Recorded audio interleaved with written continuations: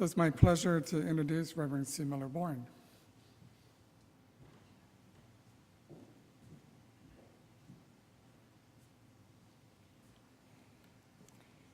I'm getting up here faster, huh? Yay for me. I think it was one look at Dr. Harion that made me feel like, oh, I'm already healed just by the presence of you today. So what a joy to have you here. The talk today has to do about live today, and so much of that has to do with being fully present, being fully here. And that's an idea that many volumes of work, Eckhart Tolle has written volumes on Be Here Now, or the presence of now, and Ram Dass before the Be Here Now. And this idea always feeds its way into our spiritual awareness. And so sometimes we can get so comfortable of hearing it that we don't really recognize how truly empowering it is to be fully present in the moment. And when I was preparing my time with you yesterday, I was reflecting. I always like to go to some of the inspirations that touched me at a very young age, and one of the books was Whispers from Eternity by Paramahansa Yogananda. And I remember picking this book up when I was 19. And some of his words, these were some of his prayers of his heart. And when I read this particular one yesterday, I thought, he felt, Yogananda is such a enlightened sage, and though he felt, I would think, when he wrote this one, separate at one time. So this is how it starts. Why dost thou seem so far away? And that caught my eye. I thought, oh. And then his prayer goes from his heart into these words. O Heavenly Father, thou art just behind my prayer. Why does thou seem so far away? Intimations of thy presence tremble through my feelings. Glimpses of thee flash in my sacred thoughts, yet thou seems distant. Remove the veil between us. Come, Spirit, come. I yearn to know thee and to hear thy voice. When I pray to thee, I want to realize that thou art listening. Show me the way to reach thee. And oftentimes in the Science of Mind teaching, we really emphasize this pray and know it is now. Pray and know it is done. And yet we recognize also the journey of the soul, that there's times where that veil falls before our eyes and we feel a little bit separate or distant. And so the tools that the Science of Mind teaching is forever bringing to us are the tools to refresh that knowing that God always is and has gone nowhere. And as there is no true real veil to have to lift, because it is just ever present. So this idea is so refreshing. Just live today and not worry and not fear what is tomorrow. So the focus today is living just one day at a time. To recognize today what are the new impulses that are flooding my mind and encouraging me this day. What are my new inspirations? What new creative energy am I drawn to? And as you know that this lovely healing service will be this afternoon, you watch your mind say, oh, I think I'll go to that.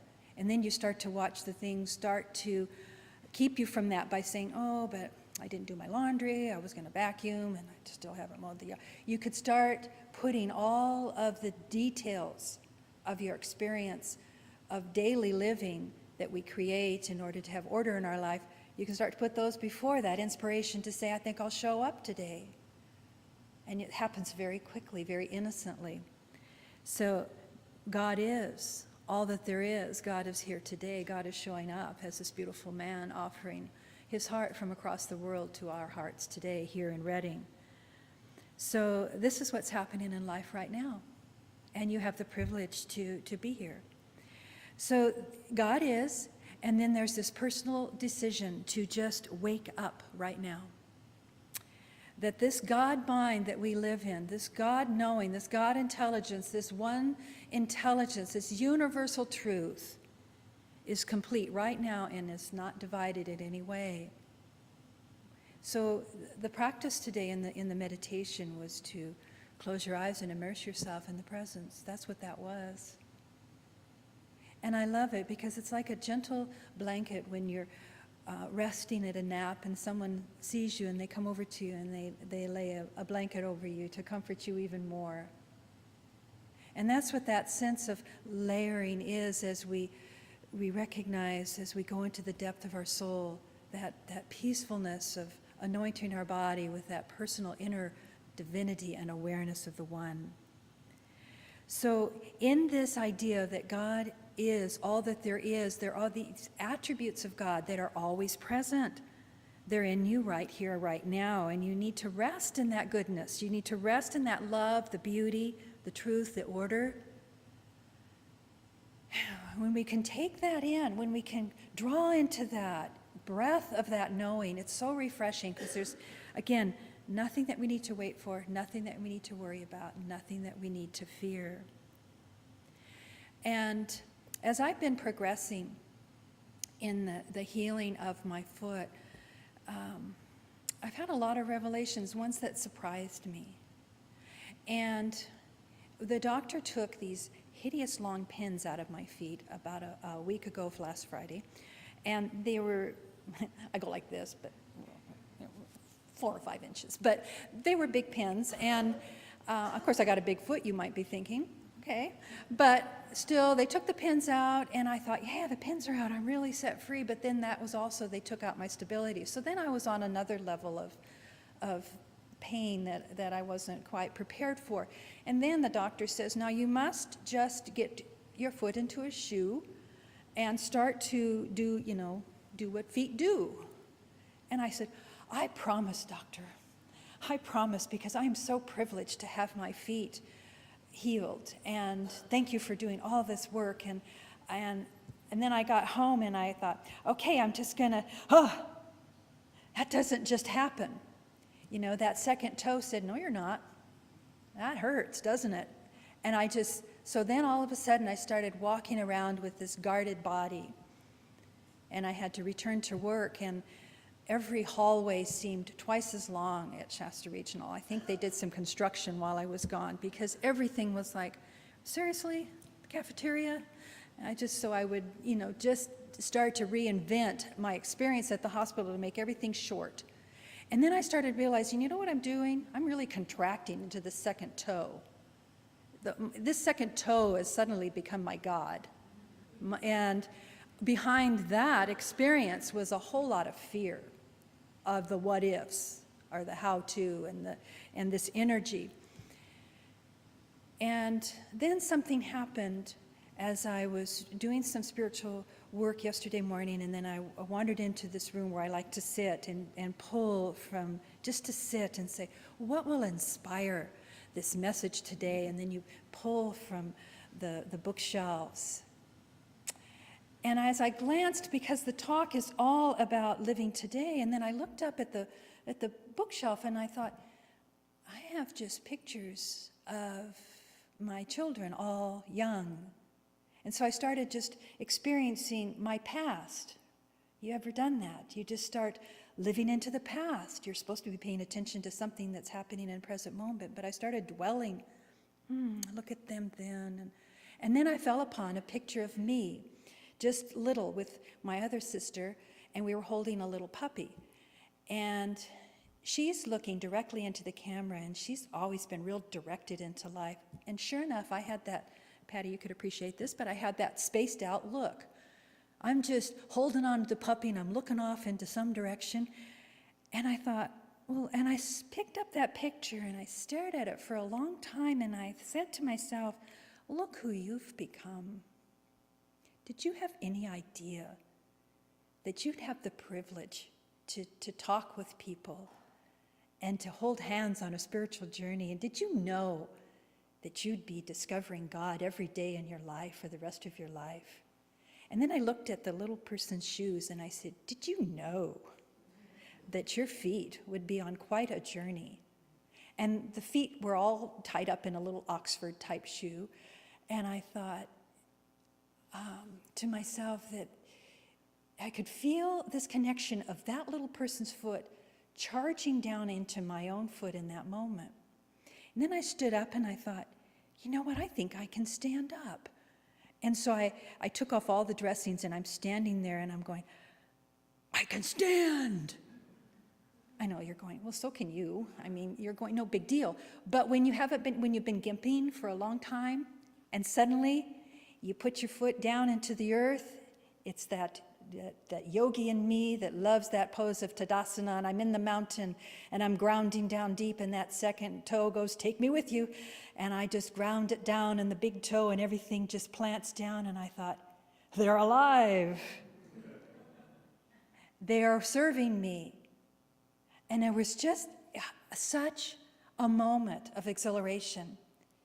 And so I kept my wrapping off and I kept all the protective devices off around it and I went down to try to find Charlie to say, look what I can do.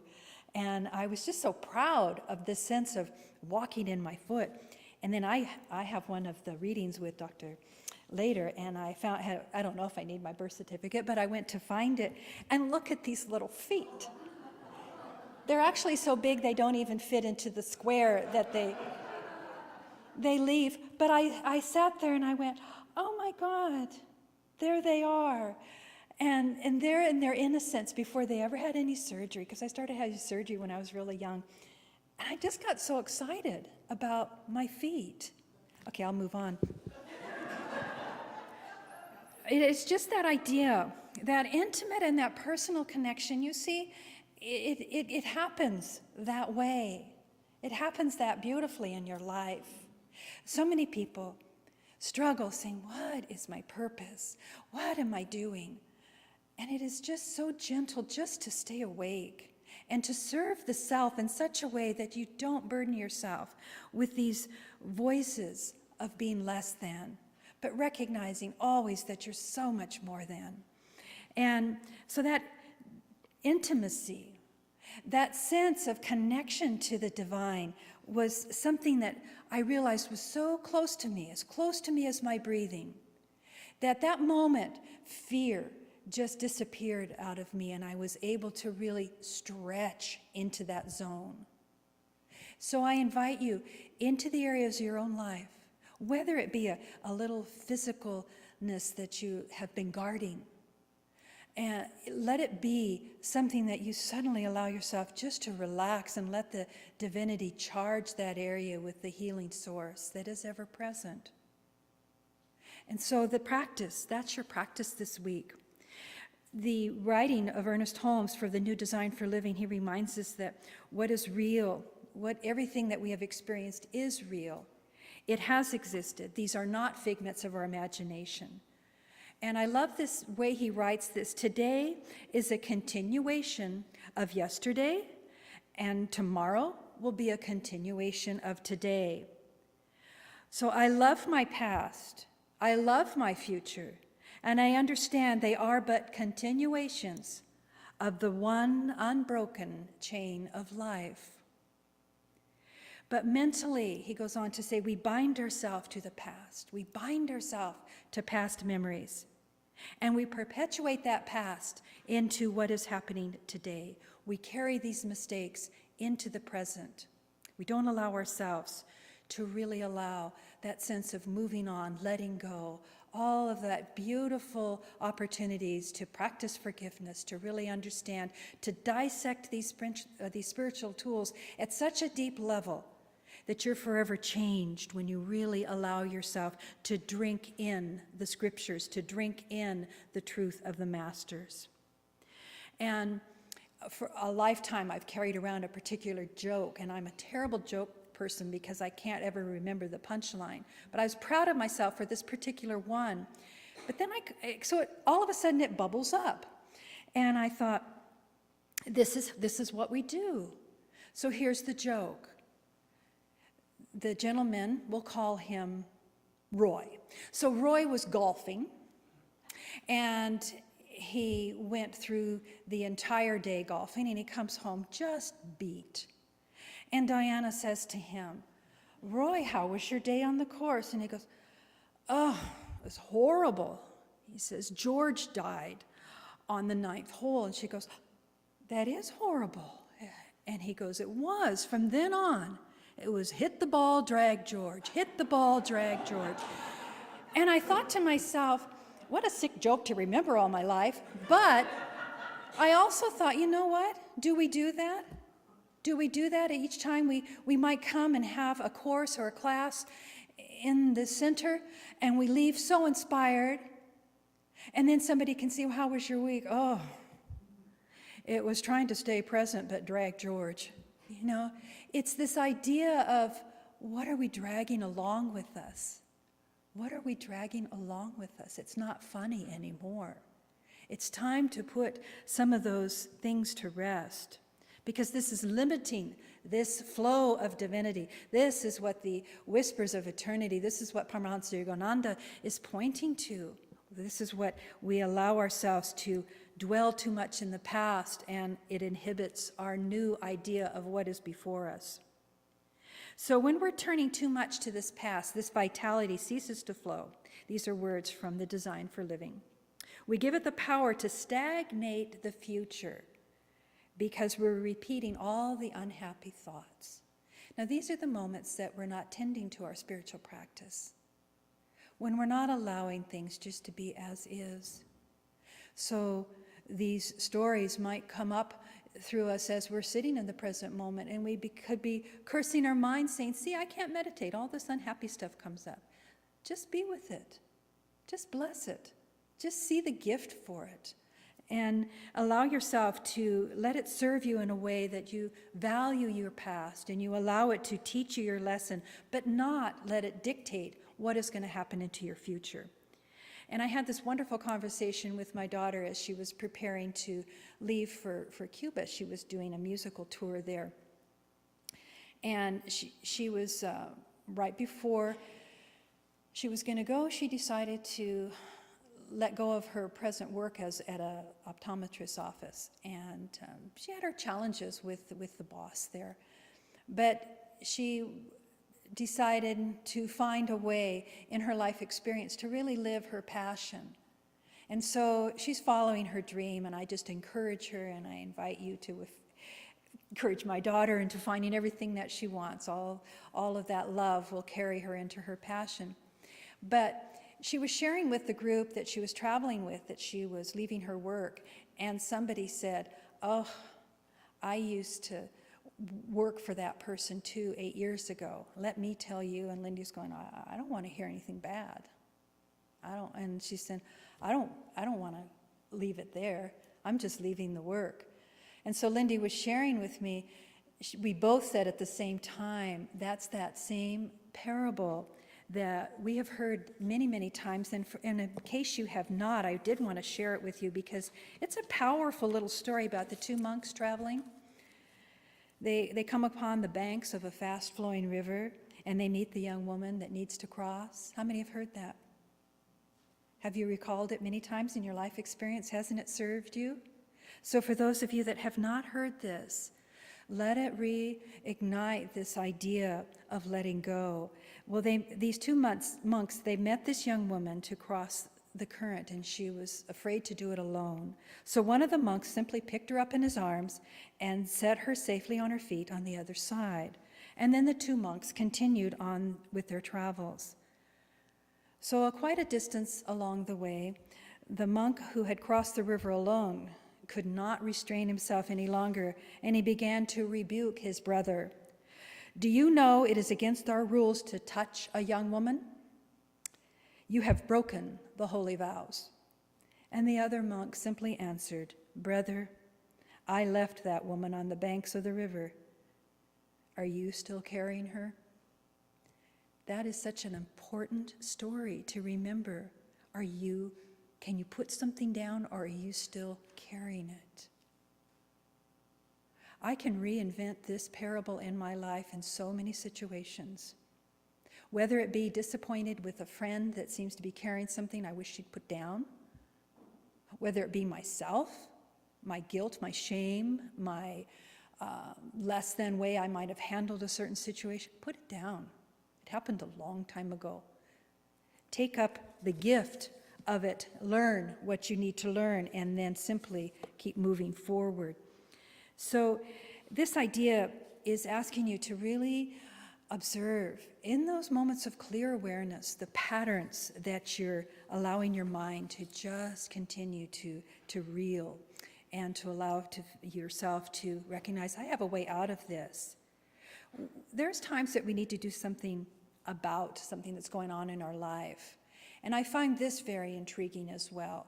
Charlie and I had laughed at, one of my sisters had called one time and she said, Sue, the doctor told Kevin that he's got this colitis going on and he told him not to eat peanuts. What should he do? And we're all blonde, but I thought, well, don't eat peanuts. And so Charlie and I have laughed at that often because we're still doing what we know we're not supposed to do. Charlie was just on fire when he came home from his travel from Sacramento this week because all of the talk about that actor that lost his life so suddenly with the heart attack. And so all the doctors, all the medical personnel are sharing, what we need to do for the fats that we have in our diet. And, and Charlie's going, I am changing it right here, right now, and then we're trying to find the macaroni and cheese or whatever quick fix we could have for dinner. And it's like those habits, we know what we need to do. We know what we need to do there's the natural law of fats in the diet. It's not a fairy tale, and yet so often we just want a better life, but we're so complacent, aren't we? We're so attached to that taste of what we feed into the body. And these ideas carried me even into a deeper reflection. I'm taking the class with Marilyn during the week, one of Carolyn Mace's books, and one of the questions that Marilyn brought forward in our discussion was how comfortable are we encouraging and empowering others? Do we fear they will surpass us? And I was a little bit smug at first, and I was like, oh, I got that one down. I pretty much love everybody and encourage them on their journey. Really kind of arrogant. And then I got to thinking deeper, which is what spiritual reflection is inviting us to do.